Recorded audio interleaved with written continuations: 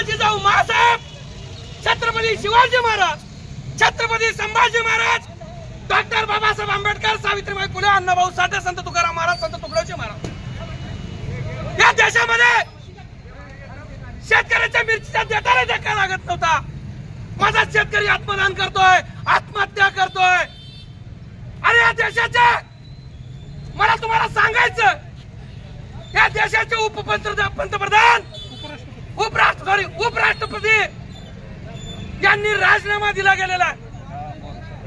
हे कशामुळे दिला गेलेला? हे सरकार शेतकऱ्यांना शब्द देत आहे आणि पाठ फिरवत आहे। अरे या देशाचे पंतप्रधान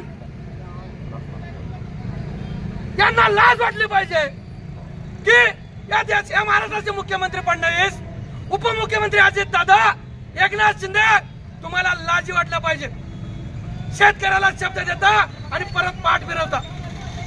अरे काय चाललंय महाराष्ट्रामध्ये? अरे काही तर लावा। ज्याने शेतकऱ्याचे कर्जमाफी बद्दल बोललं तर त्याच्यावरती हल्ला करताय, शेतकऱ्यावरती बोलला तर हल्ला करताय।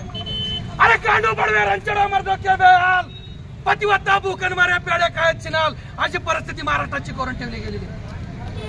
अरे कुठेपर्यंत असणार आहे? तुम्हाला आम्ही शेतकऱ्याच्या मागण्या मागतोय, माझ्या शेतकऱ्याची कर्जमाफी मागतोय। अरे आम्ही तुम्हाला निवडून दिलेला आहे, आमची मोठी मागणी नाही। सरकार म्हणते आम्ही शेतकऱ्याला सांभाळतोय। अरे तुम्ही सांभाळायची आम्हाला गरज नाही। तुम्ही आमच्या शेतीमालाला भाव द्या, आमच्या शेतकऱ्याचं कर्ज माफ करा। अख्ख्या सरकारला मला महाराष्ट्रातला शेतकरी सांभाळेल।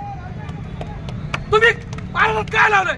म्हणून या देशाच्या पंतप्रधान आणि मुख्यमंत्री यांना सांगणार लवकरात लवकर शेतकऱ्याची कर्जमाफी माफ करावी आणि बच्चूभाऊच्या